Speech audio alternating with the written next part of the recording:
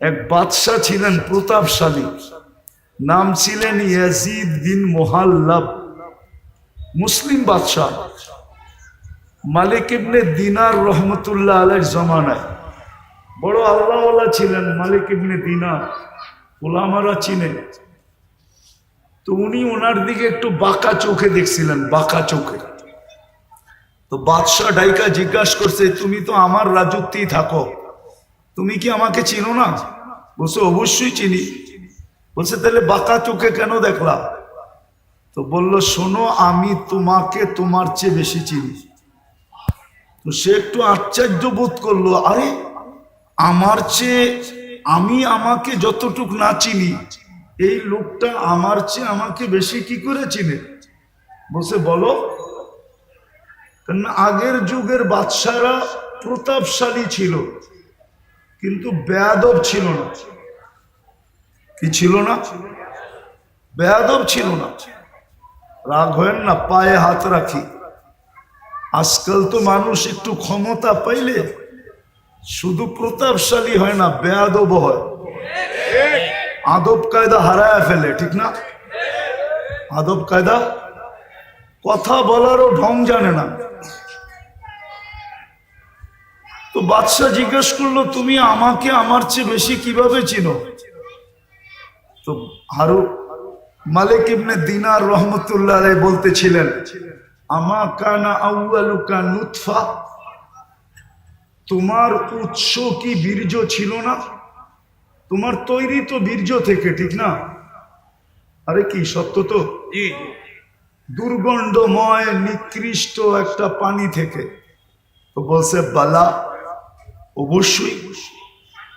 বলছে আখেরুকা জিফা, তুমি মরে গেলে ফুলন্ত ফাটন্ত দুর্গন্ধময় একটা লাশ হবে না? বলছে বালা, অবশ্যই। বলছে বাইনাহুমা তাহমিলু কাদিরা, এই দুইয়ের মাঝে তুমি আর আমি একটা পেশাব পায়খানার টুকরি না? টুকরি বোঝেন? টুকরি পেটের ভিতরে কি? আরে বলেন না, পেশাব পায়খানা না? বুড়িতে কি আছে? মনে হয় ভালো ভালো খাওয়ান আছে, পেশাব পায়খানাই তো, ঠিক না? তো মা ইয়াজিদ বিন মুহাল্লাব বলতেছে, আরাফতানি হাক্কা, তুমি আমাকে চিনছো, এই চামচগুলো একটাও আমাকে চিনে না। চামচ চিনেন? রাধা বাদশাদের চতুর্দিকে চামচ থাকে না? চামচ, আরে চামচই কোন, চামচা কইলে আবার খারাপ শোনা যায়।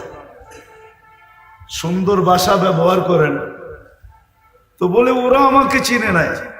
তা আমি বুঝাইতেছিলাম, যেই মানুষটা এত সৃষ্টির ভিতরে এত ঊর্ধ্বে, সে নিশ্চয় কেন জমিনে পা রাখে? যুক্তি তো বলে, তর্ক তো বলে, বিবেক তো বলে, বুদ্ধি তো বলে, এমনকি বিদ্যা পর্যন্ত বলে যে সবচেয়ে পূর্ণতা নিয়ে ওই মানুষটাকে দুনিয়াতে আসা উচিত ছিল।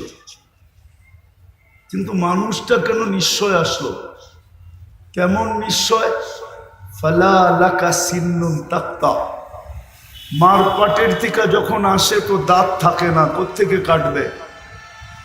ওয়ালা লাকা লিসানুন তান্তিক, জিহ্বা থাকে কিন্তু বাক শক্তি থাকে না। ওয়ালা লাকা উযুনুন তাসমা, কান থাকে কিন্তু শ্রবণ শক্তির কার্যকারিতা থাকে না।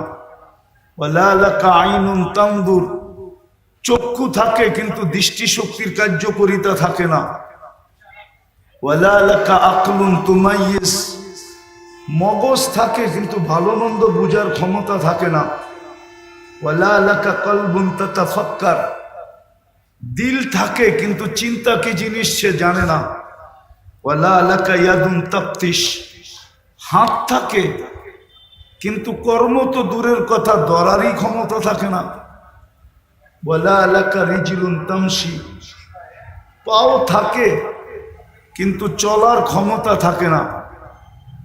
কুনতা সগীরা, বড় ছোট থাকে, বড় ছোট। আফসোস তো এইখানেই হয়, হ্যাঁ, যুবক যৌবন পেয়ে আল্লাহকে ভুলা যায়।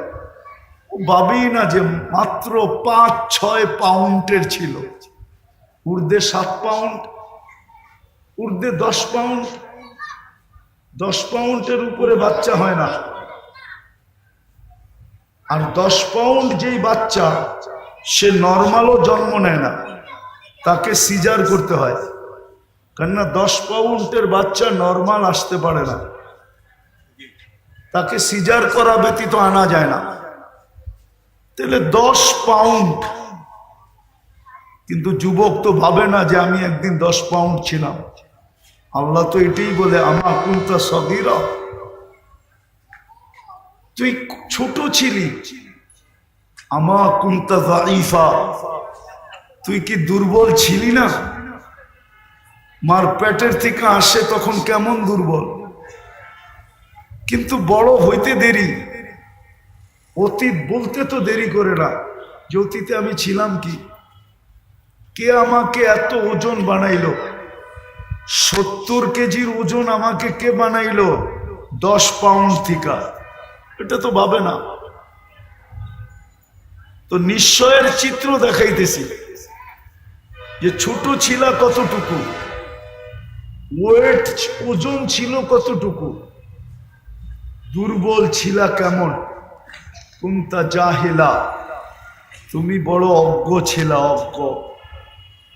এই নিশ্চয় মানুষ কেন আসে? আবারও বলতেছি, অথচ সৃষ্টির সেরা আল্লাহ মানুষকে একটা মেসেজ দিতে চান, মেসেজ। এই জন্য নিশ্চয় নিয়ে আসছেন। কেনটা এই মেসেজটা কোনো সৃষ্টির দরকার নাই, কোনো সৃষ্টির এই মেসেজের প্রয়োজন নাই। প্রয়োজন নাই কেন এটাও বুঝাইতেছি। কোনো সৃষ্টির ভোগ অধিকার নাই। সৃষ্টি ভোগ যদি করেও তাহলে মানুষের জন্য করে।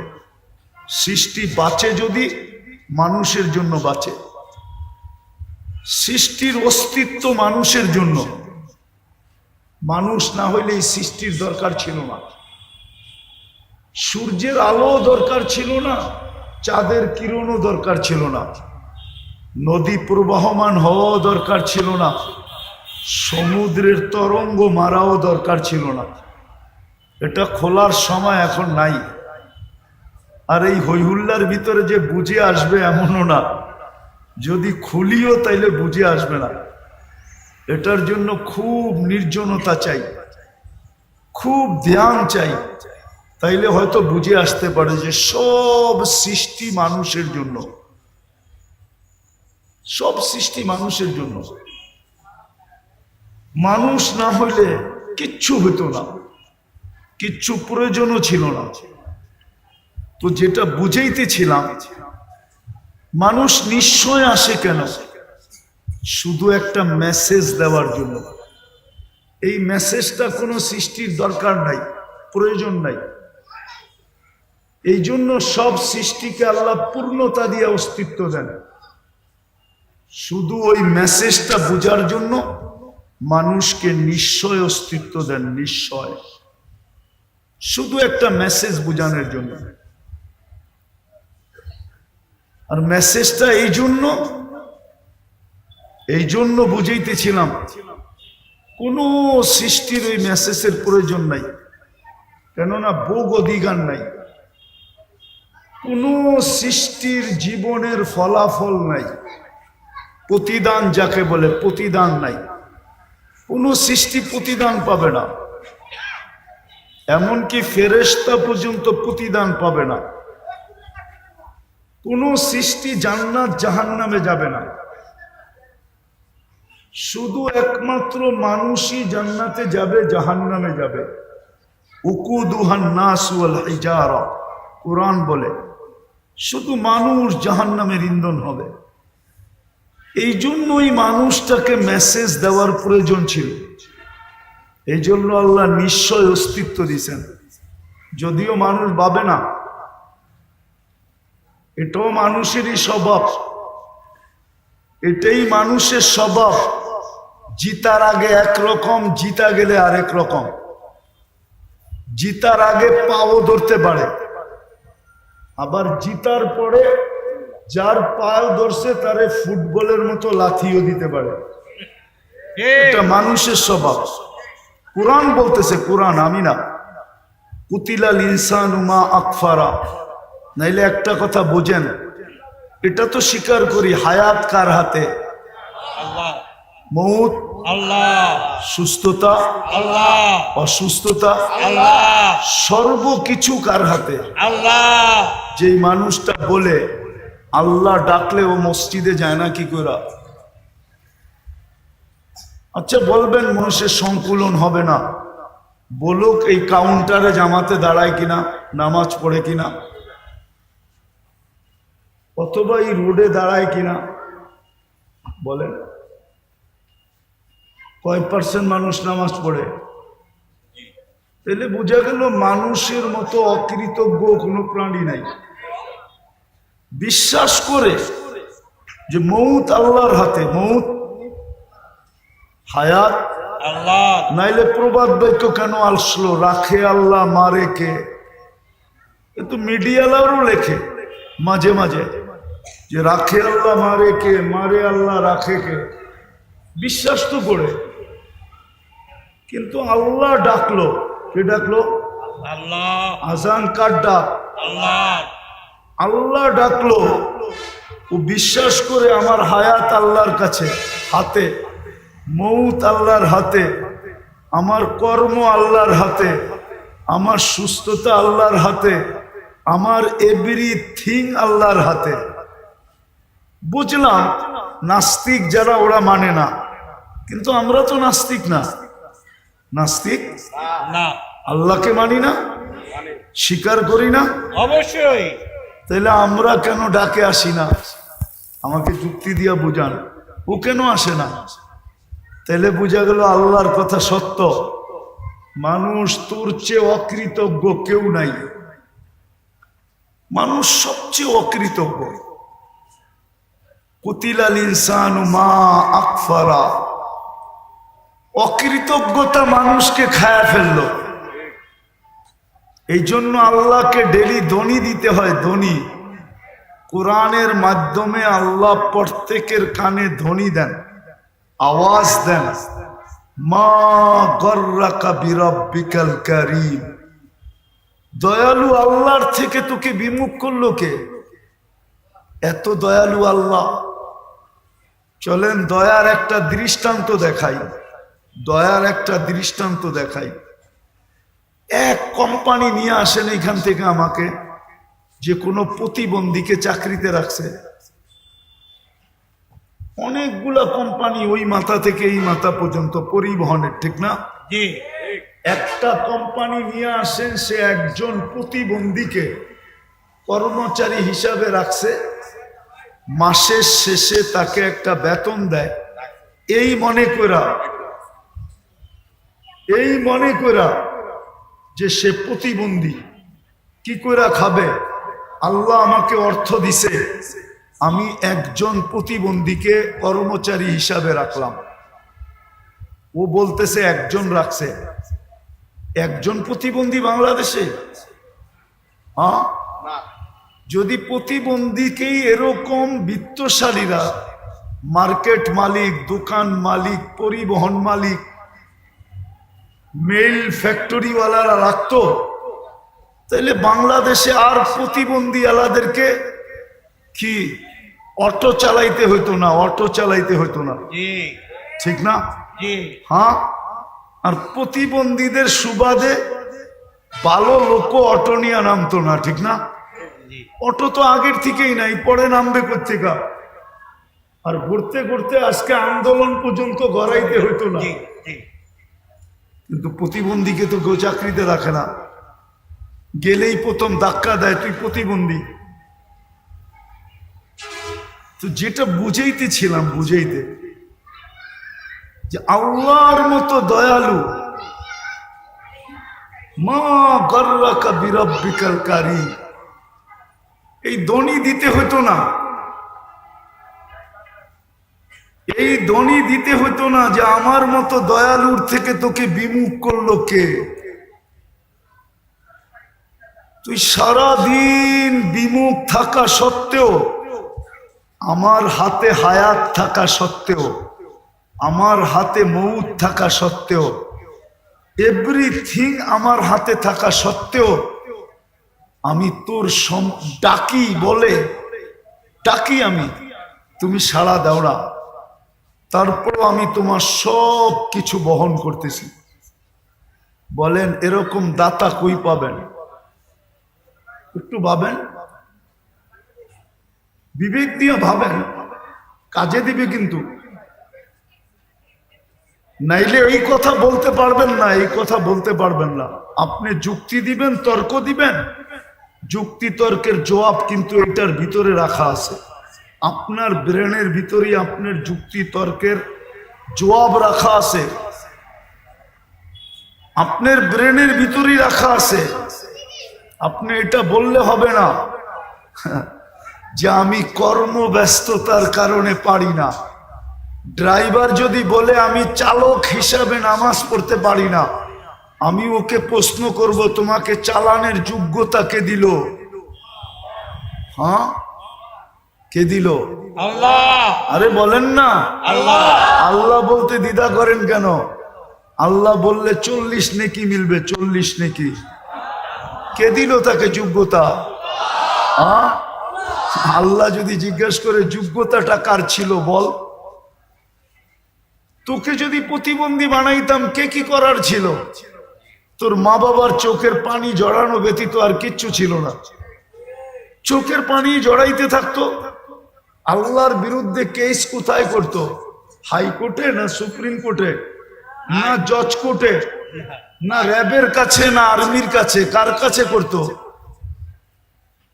এই যে রাস্তায় যারা ডিউটি করে, এরা যদি বলে আমি ডিউটি করি, আমি নামাজ পড়বো কি করে? আমি যদি প্রশ্ন করি তোমাকে এই দেহটা কে দিল? ডিউটি করার মতো যোগ্যতা সম্পূর্ণ তোমাকে কে বানাইলো? এটা আমাকে বলো। আল্লাহ তো এটাই প্রশ্ন করবে, তুমি আমারটা দিয়া বাহাদুর, এই দেহটা কার? আল্লাহ। আচ্ছা, যুবক বাহাদুর কার যৌবন দিয়া? হ্যাঁ, কি বলেন না? আল্লাহ। সুন্দরী মডেলিং কার সৌন্দর্য দিয়া? আল্লাহ। হ্যাঁ, সৌন্দর্যই তো লাগে মডেলিং এর জন্য, ঠিক না? না, মডেল সবাই হইতে পারে না, মনে হয় বোঝেন না আপনারা। আরে মডেলিং হইতে হইলে কি লাগে? সৌন্দর্য লাগে না? হ্যাঁ। ওই সৌন্দর্য কার দেওয়া? আল্লাহ। না ওর বাপ মা বাজার থেকে কিনা আইনা সেট করছে? হ্যাঁ, বলেন না। না প্লাস্টিক সার্জারি করছে পুরা শরীর? তাও তো না, কার দেওয়া? আল্লাহ। তাইলে ঠিক যে যেখানে কর্মরত ওকে কর্মযোগ্য কে বানাইছে? আল্লাহ। যদি না বানাইতো কিছু হইতো না। তো কি করে বলে যে আমি তো কর্ম করতেছি, আমি ব্যস্ত, আই এম ভেরি বিজি, আমি আপনার ডাকে সাড়া দেই তো দেই কি করে? ও কর্মযোগ্য বানানোটা ভুল হয়েছে, ঠিক না? এটাই মনে হয়। নাহলে ও সাড়া দেয় না কেন? রোডওয়ালা যদি রোডেই নামাজের জন্য দাঁড়াইতো তাহলে হয়তো রোড থাইমা যেত, নামাজের পরে আবার খোলা যেত, ঠিক না? কত আন্দোলনেই তো রোড সারাদিন থামা থাকে, ঠিক না? আপনাদের ফ্লাইওভার কি মাঝে মাঝে থামে না? হ্যাঁ, লম্বা জাম হয় না? না হয় না? না, এটা 24 ঘন্টা চলতে থাকে। মাঝে মাঝে তো আমরাও 2-1 ঘন্টা কাটায় দিই ফ্লাইওভারের উপরে। 10 মিনিটের জন্য যদি থেমা যেত। কিন্তু কবেলে সবাই যেন বুঝাইতে চাইতেছে তুমি আমাকে যোগ্যতা সম্পূর্ণ বানানো, এটা তোমার ভুল। তুমি আমাকে শ্রেষ্ঠ কেন বানাইলে? তুমি আমাকে সৌন্দর্য কেন দিলে? তুমি আমাকে কর্মযোগ্য কেন বানাইলে? যুবকও যেন বুঝাইতে চায় আমি আকর্ষণের পাত্র কেন বানাইলা? আমাকে তৃতীয় লিঙ্গ বানাইতা তাই ভালো ছিল, মানুষ দেখতো আর খালি হাততালি দিত। অন্য ভাষায় বুঝাইলাম, এটাই মনে হয় ভুল হয়ে গেছে। বিদায় আসেন, শেষ জায়গায় চলে আসছি। আর লম্বা করতে চাইতেছি না। মানুষকে আল্লাহ নিশ্চয় দিছেন একটা মেসেজ বোঝানোর জন্য, যে মানুষ ভালো মতে বোঝো, আমি ছাড়া যেরকম তোমার অস্তিত্বের কোনো বিকল্প চিন্তা ছিল না, আল্লাহ ব্যতীত মানুষের অস্তিত্বের কোনো বিকল্প চিন্তা আছে না নাই? আছে? আল্লাহ ছাড়া মানুষকে অস্তিত্ব দিতে পারবে? জি না। কোনো বিকল্প চিন্তা আছে? জি না। আল্লাহ বলে আমি ছাড়া যেরকম তোমার অস্তিত্বের বিকল্প চিন্তা নাই, আমি ছাড়া যেরকম তোমার পূর্ণতার বিকল্প কোনো চিন্তা নাই, চিন্তাধারা নাই, যে মানুষকে যদি আল্লাহ শারীরিক পূর্ণতা না দিত, না দেন, তাহলে দুনিয়ায় আসার পরে টাকার বলে যদি পূর্ণতা নিতে পারতো, জি না। তাইলে বহুত প্রধানমন্ত্রীদের ঘরেও এরকম বাচ্চা কাচ্চা আছে যেটা মার পেটের থেকে পূর্ণতা নিয়ে আসে নাই, কিন্তু প্রধানমন্ত্রীর টাকার পাহাড় থাকা সত্ত্বেও উনি দুনিয়াতে ওনার ঘরের বাচ্চার পূর্ণতা নিতে পারেন নাই। আঙ্গুল দিয়ে দেখাবো? 2-4টা দেখানো যায়, নাম সহ দেখানো যায়, নাম সহ। পূর্ণতা নেওয়ার কোনো সুযোগ নাই। তো আল্লাহ বুঝাইতে চাইতেছেন, আমি ছাড়া তোমার অস্তিত্বের যেরকম কোনো বিকল্প চিন্তাধারা নাই। মানুষ চিন্তা করছিল, চিন্তা যে মার পেট ছাড়া টেস্ট টিউব বেবি বানাবে, টিউবের ভিতরে বানাবে, টিউবের ভিতরে, মার পেট ব্যবহার করবে না।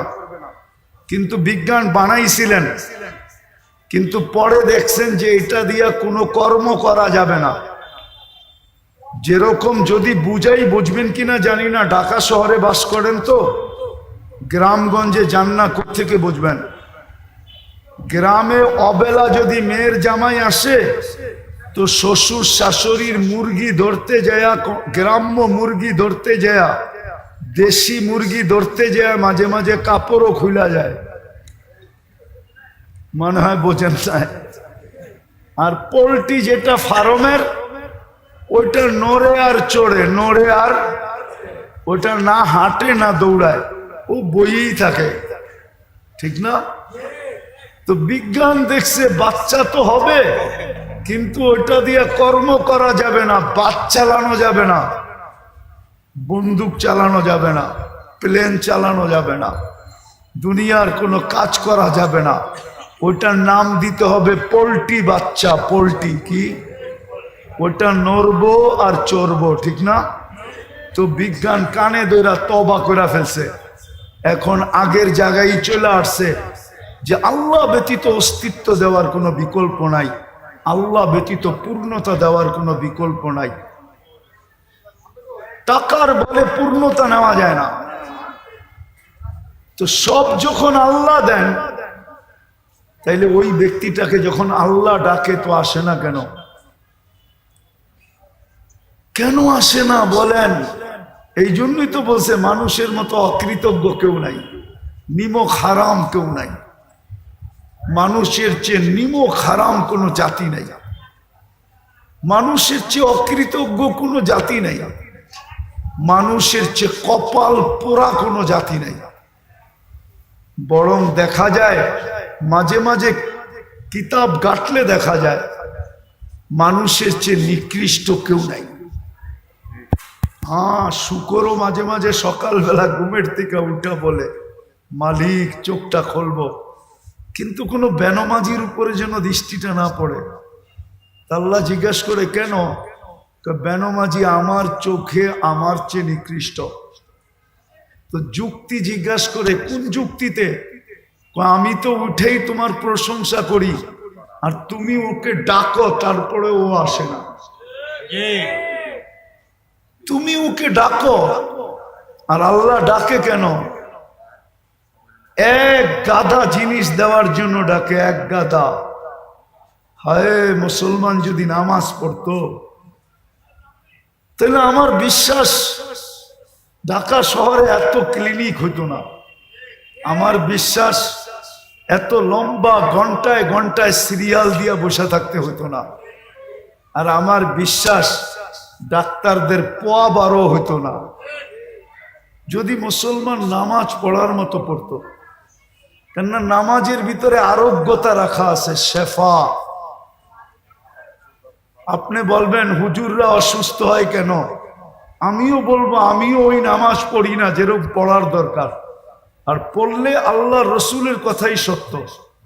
সল্লি পড়ো, ফাইন্না ফিস সালাতি শিফা, নামাজ পড়ো, নামাজের ভিতরে আরোগ্যতা রাখা আছে।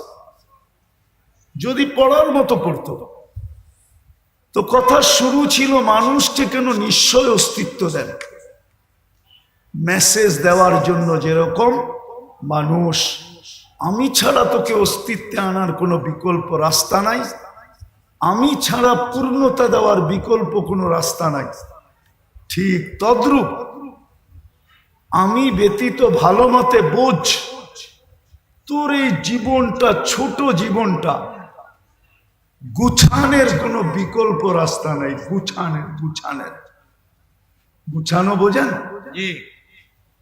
এই 60-70 বৎসরের জীবনটা যদি গুছায়া চালাইতে চাস, একটু সুখ শান্তির সাথে যদি চালাইতে চাস, কাটাইতে চাস, এই জন্য বাংলায় একটা প্রবাদ বাক্য আছে, পরিশ্রম ধন আনে। এটা আমিও মানি, পরিশ্রমে ধন আনবে কিন্তু সুখ আনতে পারবে না। বাংলায় প্রবাদ বাক্য আছে, পুণ্যে আনে সুখ। কি পুণ্য বোঝেন? কি নেকে আনে সুখ। আল্লাহ সুখ দেয়, আল্লাহ সুখ দেয়। যদি ধনী সুখ দিত তাইলে ওই ধনী কেন নিজের মাথায় পিস্তল রাইখা নিজেই গুলি করত? ও তো ধনী ছিল, ওকে আমার চেয়ে বেশি আপনারা চিনেন না। আমি চিনি ওর ছেলে কই থাকে, আমি চিনি ওর মেয়ে কই থাকে, আমি চিনি ওর স্ত্রী কোথায় থাকে, আমি চিনি ওর কতটুকু আছে কতটুকু নাই, আমি চিনি ওকে, কাছের থেকে চিনি। না চিনতাম, দনই যদি সুখ আনত তাইলে ঐশী তো ডেলি প্রতি মাসে 1 লক্ষ টাকা হাত খরচ পাইতো। ঐশী যে এখনো জেলখানায় আছে, সে তো প্রতি মাসে 1 লক্ষ টাকা হাত খরচ পাইতো। ছোট একটা মেয়ে, ও 1 লক্ষ টাকা খায় না, চাবায়া খাইতো। ও 1 লক্ষ টাকা খায় কি করে? হ্যাঁ, ডেলি 3000 টাকা খাইলেও তো মাসে 90,000 হয়। ও 3000 ডেলি কি খাইতো? বিলাসবহুল গাড়ি তো ছিল ওর জন্য, পার্সোনাল ড্রাইভার তো ছিল ওর জন্য। এখনো তো ফ্ল্যাটটা পড়া আছে শান্তিনগরে, দেখা আসেন না? আমি চিনি ওই ফ্ল্যাট। যদি ধনী মানুষের জীবনে সুখ আনতো তাইলে ধনীরা বেশিরভাগ আত্মহত্যা করে কেন, ডিটেনশনে ভোগে কেন? ধনীদের চেয়ে তো বেশি ঘুমের ট্যাবলেট কেউ খায় না, ধনীদের চেয়ে তো বেশি ডিটেনশনের ট্যাবলেট কেউ খায় না। ধনীরা সবচেয়ে বেশি ট্যাবলেট খায়। আরেকটা বলবো, হয়তো বিশ্বাস করবেন না, ডিটেনশনের ট্যাবলেট উন্নত বিশ্বে সারা দিন যতগুলা বিক্রি হয়, যত $1 ট্রিলিয়ন, কোনো ওষুধ এত বিক্রি হয় না।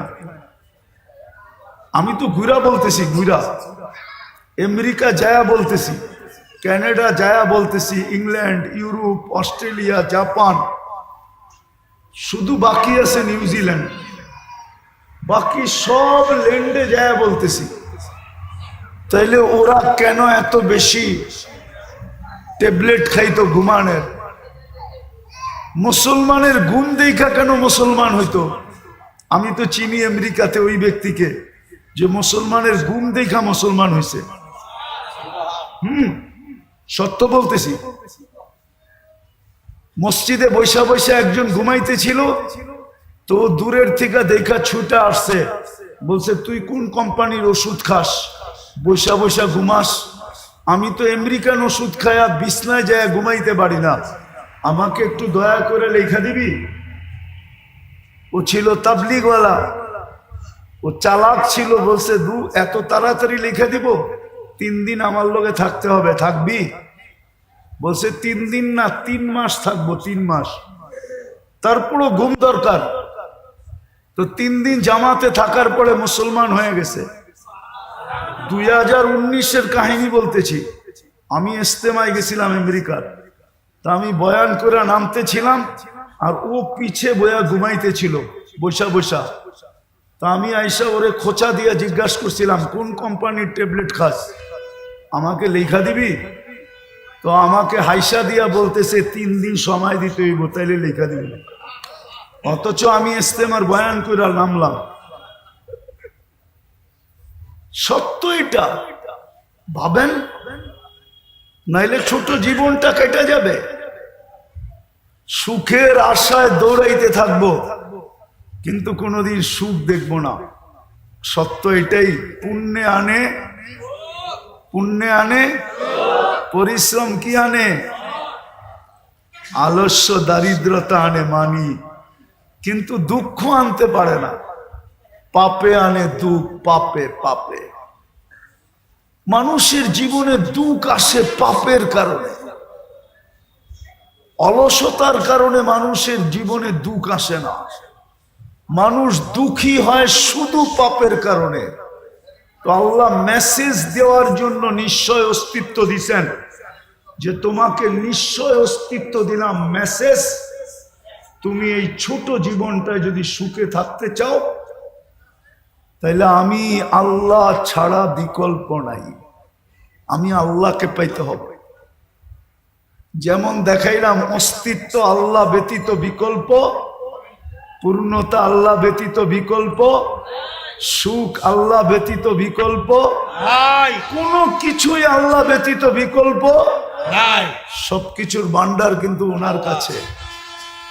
নইলে দৌড়াইতে থাকবো, যেমন আজকে দৌড়াইতেছি। রাত্রেও তো এখান দিয়ে যাই, রাত্রেও যাই, 2টা 3টা 4টা বাজে, দেখি এই কাউন্টার গুলা সব খোলা, কর্মরত মানুষগুলা এখানে ব্যস্ত, চা বিক্রি হইতেছে, এটা হইতেছে, সেটা হইতেছে। সবাইকে যদি জড়ো করে জিজ্ঞাসা করি, রাত্রটা তো ঘুমের জন্য ছিল, তুমি কেন সজাগ? রাত্রটা তো ঘুমের জন্য ছিল। রাত্রের 1 ঘন্টা ঘুম দিনের 5 ঘন্টার ঘুমের সমান হয় না। ওয়াজআলনা লাইলা লিবাসা ওয়াজআলনা নাওমা সুবাতা। রাত্র বানানোই হয়েছে ঘুমের জন্য, দিন বানানো হয়েছে ওয়াজআলনা নাহারা মাআশা। দিন বানাইছি আমরা কর্মের জন্য, কিন্তু সাইদাবাদ তো 24 ঘন্টা কর্ম করে, না করে না? 24 ঘন্টা কর্ম করে। যদি জিজ্ঞাসা করি কর্ম করো কেন, আচ্ছা বলেন, লাউড স্পিকার বাইরেও খোলা আছে, শীত তো শুরু হয়ে গেল, ঠিক না? 2 দিন পরে কনকনে হবে, ঠিক না? এই কনকনে শীতের রাত্রে ল্যাব গায়ে দিয়া 2 জনে ঘুমানো সবচেয়ে মজা। 2 জন বলছি, কিন্তু ল্যাব গায়ে দিয়া 2 জনে ঘুমানো সবচেয়ে মজা, না সাইদাবাদের কাউন্টারে বইয়া টিকিট বেচা মজা? মানুষ হিসাবে বলেন কোনটা মজা?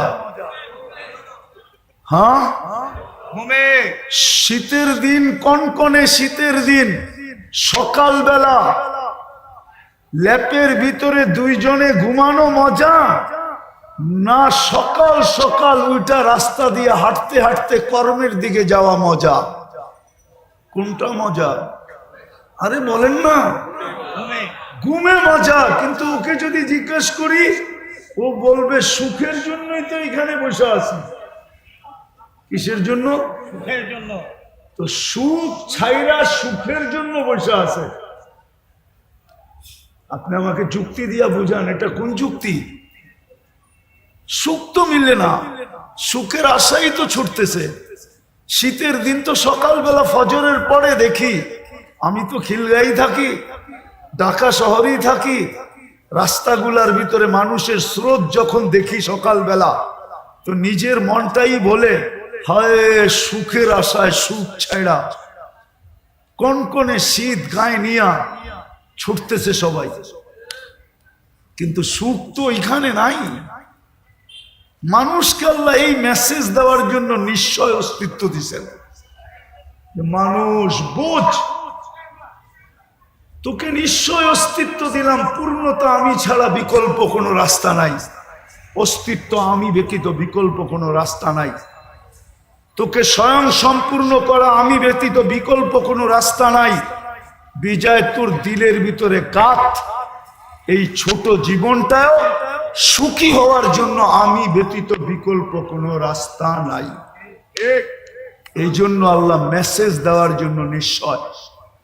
দ্বিতীয়টাও বুঝাইতেছি, শেষ জায়গায় চলে আসছি, দ্বিতীয়টাও শেষ জায়গায় চলে আসছি, দ্বিতীয়টাও বুঝাইতেছি। এই জীবনটাই তো জীবন না, 60-70 বছর, তারপর চলে যেতে হবে, যেটা চিরদিন। ওইখানেও যদি সুখ পাইতে চাই, আর যদি বলি প্রবাদ বাক্য, নগদ যা পাও হাত পেতে নাও, বাকির খাতায় শূন্য থাক, তাইলে আপনাকে বুঝায় কোনো লাভ নাই। ইনশাআল্লাহ আপনি একদিন সচক্ষে দেখবেন যে বাকির খাতায় শূন্যই আছে, আপনার প্রবাদ বাক্যই থেকে যাবে। এই জন্যই কোরআন বলছে আফা হাসিবতুম আন্নামা খালাকনাকুম আবাস। ও মানুষ, কোন সৃষ্টি যদি অনর্থক সৃষ্টি না হয়, তাহলে তোর মতো সৃষ্টির সেরা মানুষটা অনর্থক হয় কি করে? যাকে আমি সৃষ্টির ভিতরে সবচেয়ে সৌন্দর্য দিলাম, ওটা অনর্থক হয় কি করে? যাকে সৃষ্টির ভিতরে সবচেয়ে সুন্দর গঠন দিলাম, ওটা অনর্থক হয় কি করে? যাকে আমি দুনিয়াটা হাতে উঠায় দিয়া দিলাম, ওটা অনর্থক হয় কি করে? যাকে দুনিয়ার আধিপত্য দিলাম, সেটা অনর্থক হয় কি করে? সর্বশেষ যেই মানুষটাকে আমি খলিফা, আমার প্রতিনিধি হিসাবে ঘোষণা দিলাম, ওটা অনর্থক হয় কি করে? যেই মানুষটাকে জন্ম নিতে দেরি, সৃষ্টি শ্রেষ্ঠ সৃষ্টি, মিলে খাক মে আহলে শাহ कैसे कैसे, जमी खा गई नौजवां कैसे कैसे, अजल ने न छोड़ा किसरा न दारा, उसी से सिकंदर सा फाते भी देहारा, हर एक लेके क्या क्या हसरत सुधारा, पड़ा रह गया यही ठाट सारा। ঐতিহ্য পড়া থাকবে, ঐতিহ্য। সোনার গায়ে ঐতিহ্য পড়া আছে, লালবাগ কিলায় ঐতিহ্য পড়া আছে, আহসান মঞ্জিলে ঐতিহ্য পড়া আছে, বিক্রমপুরে ঐতিহ্য পড়া আছে, রাজবাড়িতে ঐতিহ্য পড়া আছে, হাজারো ঐতিহ্য পড়া আছে, হাজারো ঐতিহ্য পড়া আছে। এখনো গণভবন পড়া আছে, গণভবন ঐতিহ্য পড়া আছে। আল্লাহ বলে, কবিও বলে ঐতিহ্য পড়া থাকবে। ছোটবেলা অনেক বাস কোম্পানি দেখতাম, যাদের নাম এখন পর্যন্ত একটাও নাই, শুধু একটা আছে, ইগলের কিছু বাস এখন দেখা যায়, বাকি পুরান কোম্পানির একটাও নাই, শুধু ইগলটা দেখা যায়। ছোটবেলার বাসের কোম্পানির কথা বলতেছি। বড় দাপট ছিল, বড় দাপট ছিল। রাগ হয়ে যাবেন বললে? না, পরিবহন রাগ হয়ে যাবে। বলবো, পরিবহন গুলার ব্যবহারে মনে হয় এরা যাত্রীকে বিনা পয়সায় নিয়ে যায়, বিনা পয়সায়। এরকম রাব ব্যবহার করে কাউন্টার থেকে নিয়া পায়ে হাত দিয়া বলতেছি, রাগ হয়েন না, কন্ট্রাক্টর থেকে নিয়া সবাই এরকম রাব ব্যবহার করে, মাঝে মাঝে মনে হয় বিনা পয়সায় নিয়ে যায় কি, কিন্তু আসলে এদের পরিবহন চলে তো জনগণের মাধ্যমে, ঠিক না? জনগণ যদি বলে আমরা 11 নম্বর পরিবহন ব্যবহার করব, আজকের থেকে কোনো পরিবহনই ব্যবহার করব না। 11 নম্বর চিনেন? দূর মিয়া, এটাও চেনেন না, ঠিক না? এই দুইটা পাও, এটা হলো 11 নম্বর। 11 নম্বর, 11 নম্বর পরিবহন ব্যবহার করব, আর কোনো পরিবহনই ব্যবহার করব না। তাইলে দেখেন আপনাদের জনগণের পাও ধরে কেমনে। রিক্সাওয়ালারা যদি ব্যবহারই না করলেন, ঢাকা শহরের কত বড়, কিন্তু আমরা অলস হয়ে গেছি বিদায় 5 টাকার ভাড়া 50 টাকা দেওয়া যায়, ঠিক না? 20 টাকার ভাড়া 100 টাকা দেওয়া যায়, ঠিক না? হ্যাঁ, এই জন্যই তো আমরা অসুস্থ। সব ফার্মের মুরগি হয়ে গেছে, 1 কিলো হাঁটতে পারে না, ঠিক না? হ্যাঁ, তো যেটা বুঝাইতেছিলাম, দুনিয়াটা চলবে না আল্লাহ পাওয়া ছাড়া। লেখালন এই জন্যই আপনাকে নিশ্চয় অস্তিত্ব দেয়। মেসেজ, এটা মেসেজ। আল্লাহ ছাড়া তোমার এই দুনিয়ার ছোট জীবনটা চলবে না। একটা কাহিনী শোনাবো, কানে শোনা কাহিনী, নাইলে শুনাইতাম না। দেখেন না, কনস্ট্রাকশন শ্রমিক থাকে না, যারা বিল্ডিং শিল্ডিং বানায়, ঠিক না? তো ওদের একজন সুপারভাইজার থাকে, অনেকগুলা কি দিন মজদুর থাকে, ঠিক না? ওরা দেখবেন সকালবেলা টিফিনকারি নিয়ে আসে লগে করা, দুপুরে একসাথে বৈশা খায়। তো একদিন যাইতেছিলাম, অনেক আগের কথা, তো দেখছি সবাই খাইতেছে আর গল্প করতেছে, গল্প। তো যেই বাড়িতে কাজ করতেছিল, একজন বলতেছিল ওদের যে সুপারভাইজার, তাকে যেই নামে ডাকে ওই নামেই ডাকতেছিল, যে আমাগো স্যার এত শিক্ষিত, ওর বাপে ওরে শিক্ষিত বানায় তো একটা বেউকুব বানাইছে। তো সব দিয়ে জিজ্ঞাসা করছে, তুই বুঝলি কি করে? হয়তো ম্যাডামের কথা ছাড়া কিচ্ছু করে না, কিন্তু ও এত বড় অফিসার, বিয়া করলো ও, বিল্ডিং বানাইতেছে ওর টাকায়, সব খরচ করে ও, কিন্তু ও তো ম্যাডামের কথা ছাড়া লড়ে না।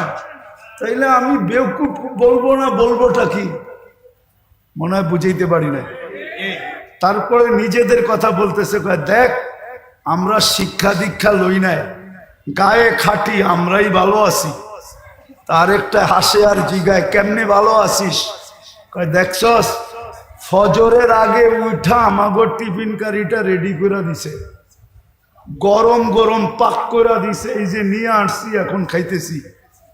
বিকাল বেলা বাড়িতে যায়া দেখমু পানিটা রেডি আছে, যায়া গাও গোসল করমু। তারপরে বউ বলবে ছেলে পেলেকে, তোরা একটু দূরে যা, তোর আব্বা সারাদিন খাইতে আইছে, একটু আরাম করো। তোরা যদি বিরক্ত করস তাহলে আরাম করতে পারবে না, কালকে আবার কাজে যাইতে হবে। যদি অসুস্থ হয় তাহলে সংসার চলবে না, তোরা একটু দূরে যা, তোর আব্বা আরামে ঘুমাক। তারপরে বউ আইসা একটু গায়ে পায়ে তেল লাগায়া দেয়, তাইলে আমরা বালা আছি না তো সারে বালা আছে? সারে তো সারাদিন কথা সারা লড়েই না। মনে হয় বুঝাইতে পারি। এই জীবনটাও আল্লাহ চাওয়া ছাড়া চলবে না, আর আখেরাতটা তো চলবে না, চলবেই না। এই জন্য আসেন আজকের থেকে তওবা কইরা, বেশি করতে হবে না, বেশি। আমাদের আল্লাহ এরকম না যে বেশি করতে হবে। আজকে তো শ্রমিকরে খাটায় 12 ঘন্টা, বেতন দেয় 8 ঘন্টার, 8 ঘন্টার, ঠিক না? না 8 ঘন্টা দেয় না, 12 ঘন্টার দেয়। নাইলে এত আন্দোলন বেতনের লেগে কেন হয়? মালিক পক্ষ মনে করে আমি তো বিল্ডিং মাত্র নিউ ইয়র্কে একটা বানাইলাম, আর বাকি তো কানাডা রয়েই গেল, অস্ট্রেলিয়া রয়ে গেল, ইংল্যান্ড রয়ে গেল, নিউজিল্যান্ড রয়ে গেল, জাপান রয়ে গেল, দুনিয়ার বড় বড় জায়গায় বিল্ডিং বানানো রয়ে গেল। তোকে এত বেতন দিব কেন? আমি আগে বিল্ডিং বানাই লই, ঠিক না? তাইলে শ্রমিকের আন্দোলন হইতো কেন? মালিক পক্ষ যদি মনে করত যে শ্রমিকের মাধ্যমে আমার এই কি আমার এই অবস্থান, শ্রমিক না হইলে তো আমার এই অবস্থান হইতো না। শ্রমিক যদি না পাইতাম তো আমি ফ্যাক্টরি খুলতাম কোত্থেকে? শ্রমিক যদি না হইতো আমি পরিবহন চালাইতাম কোত্থেকে? সে যদি শ্রমিককে এহসান মুহসেন মনে করত, তাইলে তো শ্রমিকের উপরে নির্যাতন হইতো না, শ্রমিক আইনের প্রয়োজন ছিল না। রাগ হয় না মালিক পক্ষ আবার। তো যেটা বুঝাইতেছিলাম আল্লাহ পাওয়া ছাড়া আমাদের জীবনটা চলবে না। আল্লাহ বেশি চান না। আল্লাহকে রাজি করা অনেক সহজ। শুধু একটা জিনিসই যদি আজকে করতে পারি, প্রথমে যদি তওবা করতে পারি, নিজেকে তওবায় অভ্যস্ত বানাইতে পারি, যে আমি সকাল বিকাল যখনই মনে উঠব তখনই মুখ দিয়া বলবো আল্লাহ আমার তওবা, আল্লাহ আমি তওবা করলাম। আল্লাহ তওবা খুব পছন্দ করেন। দ্বিতীয়, এই উম্মতের জন্য বেশি কিছু করতে হবে না, 5 করলেই যথেষ্ট। পারবেন করতে? পাক্কা পারবেন? নামান। আর একটা পরিবেশকে টিকায় রাখতে হবে, তাইলে দেখবেন আমরা সমস্ত বিপর্যয়ের থেকে বেঁচে থাকবো। যেমন বাংলাদেশ বেঁচে আছে শুধু একটা কারণে, নাইলে বাংলাদেশের বিপর্যয়ের কথা পেপারে একবার আসে নাই, একাধিকবার আসছে। মিডিয়ায় হাজারো বার বলছে যে বাংলাদেশে বিপর্যয় ঘটবে, কিন্তু বাংলাদেশে কোনো বিপর্যয় আজ পর্যন্ত ঘটে নাই। আর আমার বিশ্বাস পরিবেশ যতদিন থাকবে অতদিন ঘটবে না। করোনার সময় সবাই চিৎকার দিছে বাংলাদেশের মতো বিপর্যয় কোথাও হবে না। আপনারা ব্যারিস্টার সুমনের বয়ান শুনছেন? করোনার সময় ওর বয়ান দেখেন। করোনার সময় ও চ্যালেঞ্জ করে বলছে বাংলাদেশের মতো বিপর্যয় কোথাও ঘটবে না। বাংলাদেশে মাটি দেওয়ার মতো লোক পাওয়া যাবে না, কিন্তু করোনায় বাংলাদেশে কোনো বিপর্যয় ঘটে নাই। বাংলাদেশে 7.8 ভূমিকম্প আসছিল। আজ 2013 অথবা 14 31 নাইটের পরের দিন সকাল 5:05 কোনো বিপর্যয় ঘটে নাই। অথচ তুর্কিতে 1.5 লক্ষ লোক মারা গেছে। এই একই স্কেলের ভূমিকম্প, এক শহর মাটির সাথে মিশে গেছে। এরকম শতবার বাংলাদেশে 10 নম্বর মহাবিপদ সংকেতের ফ্ল্যাগ উড়ানো হয়েছে। কেননা আবহাওয়াবিদদের কাছে 10-এর উপরে কোনো সংখ্যা নাই। বিদায় বাংলাদেশে কোনো বিপর্যয় ঘটে নাই, ঘটবে না, শুধু 2টা পরিবেশের কারণে বা একটা পরিবেশের কারণে, মসজিদ, মাদ্রাসা, আলেম, ওলামা, শুধু এই পরিবেশটার কারণে। আমি ঘুরা বলতেছি, কিন্তু আমার কথা হয়তো আমার শিক্ষিত সমাজ মানবে না। আমার কথা হয়তো যারা বর্তমান টেকনোলজির যুগে টেকনোলজিকে মাথায় নিয়ে চলে ওরা মানবে না, কিন্তু যারা আধ্যাত্মিককে মাথায় নিয়ে চলে ওরা মানবে। কেননা এখানে ধারা 2টা, একটা হলো বিজ্ঞানের ধারা, একটা হলো টেকনোলজির ধারা, আর একটা হলো আধ্যাত্মিক ধারা। আধ্যাত্মিক ধারা নিয়ে যারা চলে তারা আমার কথা মানবে। এই পরিবেশের কারণে আমার দেশে বিপর্যয় হয় না, হবেও না। দেখা যাবে যে বিপর্যয় হবে, কিন্তু ইনশাআল্লাহ হয় না, আর কোনোদিন হবেও না, হবেও হবেও হবেও 5 তারিখের পরেও তো ভাবছিলাম কি জানি হবে, ঠিক না? সব ভাঙ্গা পড়ছিল না, এরকমই তো, ঠিক না? কিন্তু আস্তে আস্তে সামলায়া উঠছে না ওঠে নাই? স্বাভাবিক হয়েছে না হয় নাই? না হয় নাই? আরে হয়েছে, হয়তো একটু বাকি আছে, ওটাও হবে, ওটাও হবে, কিন্তু বিপর্যয় আমার বিশ্বাস হবে না যদি এই পরিবেশটাকে ধরে রাখি, ওই পরিবেশটার সাথে সংযুক্ত থাকি। মসজিদ, মাদ্রাসা, আলেম, ওলামা। পারবেন? হ্যাঁ ইনশাআল্লাহ পারবেন? ইনশাআল্লাহ এটাও একটা মাদ্রাসার আয়োজন। আপনাদের কাছে যদি কখনো সাহায্যের হাত পাতে, কিন্তু আমার বিশ্বাস মনে হয় পাতবে না।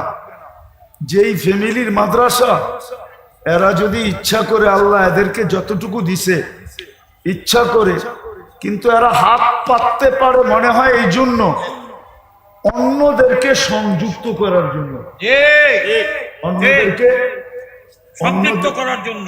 সংযুক্ত করার জন্য, জি অন্যজনকে এই সোয়াবে ভাগিদার করার জন্য হয়তো হাত পাততে পারে, নাইলে এই ফ্যামিলির হাত পাতার কথা না। আল্লাহ এদেরকে যা দিছে, আপনারা সহযোগিতা করবেন ইনশাআল্লাহ। আল্লাহ আমাদেরকে আমল করার তৌফিক দান করেন। আমিন। ওমা আলাইনা ইল্লাল বালা।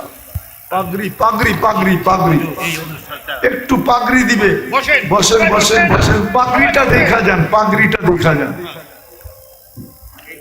আলহামদুলিল্লাহ, আপনারা জেনে খুশি হবেন যে আপনাদের প্রাণপ্রিয় প্রতিষ্ঠান দারুল উলুম আল কুরআনিয়া মাদ্রাসা ও কমপ্লেক্সের 5 জন ছাত্র তারা হিফজ সম্পন্ন করেছেন। তারা এখন হজরতের কাছ থেকে বাকি নিবে। 1 নম্বরে আসছেন হাফেজ মোহাম্মদ তুফাইল আহমদ, পিতা ইলিয়াস উদ্দিন, থানা নান্দাইল, জেলা ময়মনসিংহ। তারপরে হুজুরের কাছে বাকি নেবেন মোহাম্মদ মিজানুর রহমান, পিতা হাসান আলী, থানা কুমারখালী, জেলা কুষ্টিয়া। তারপর বাকি নেবেন হাফেজ মোহাম্মদ আব্দুল ওয়াহাব, পিতা গুফরানুদ্দিন, থানা কদমতলী, জেলা ঢাকা। তারপর বাকি নিতে আসছেন মোহাম্মদ জিহাদুল ইসলাম জিহাদ, পিতা আনোয়ার হোসেন। তারপর বাকি নিতে আসছেন হাফেজ মোহাম্মদ উবাইদুল্লাহ, পিতা হাসান উদ্দিন। এবছর যারা আদব বিভাগে উচ্চতর সাহিত্য বিভাগ থেকে ফারেক হয়েছেন তাদেরকে নজর তাকে করাচ্ছেন। 1 নম্বরে আসছেন মোহাম্মদ আমিনুল ইসলাম, পিতা সুরজ আলী, মোহাম্মদ ইব্রাহিম খলিল, পিতা রফিকুল ইসলাম, মোহাম্মদ জুনাইদ আহমদ, পিতা আব্দুল মতিন। তারপর পাঠিয়ে আসছেন মোহাম্মদ আবুল কালাম, পিতা সোহরাব আলী, জেলা সিরাজগঞ্জ। তারপর পাঠিয়ে আসছেন মাওলানা তরিকুল ইসলাম, পিতা মিজানুর রহমান। তারপর পাঠিয়ে আসছেন মোহাম্মদ আবু নাঈম, পিতা হাফিজ উদ্দিন, জেলা ময়মনসিংহ। তারপর পাঠিয়ে নেবেন মোহাম্মদ আমির হামজা, পিতা হাফিজুর রহমান, জেলা ফরিদপুর।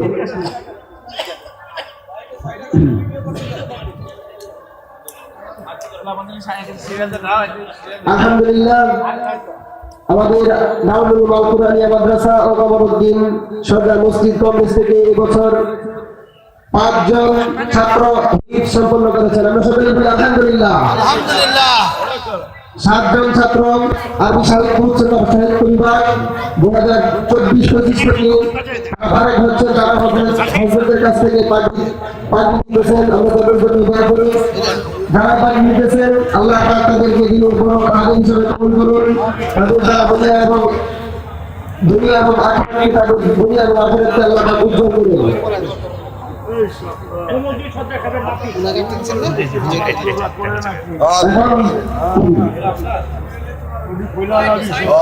হযরত এখন পাঠি পড়িয়ে দিচ্ছেন কমরউদ্দিন সরকারের বড় নাতি রিবেল ভাইকে হযরতে নিজের হাতে পাঠি করে দিয়েছেন। বলেন জাযাকুল্লাহ খাইর। মাশাআল্লাহ, আপনারা অত্যন্ত সুন্দরভাবে পাখি বদল অনুষ্ঠান দেখলেন। সকলে মেহরবানি করে একটু সাইড দিয়ে দিই ভাই, হুজুরকে একটু সাইড দিয়ে দিই। কেউ মুসাফার জন্য হাত না বাড়ায়।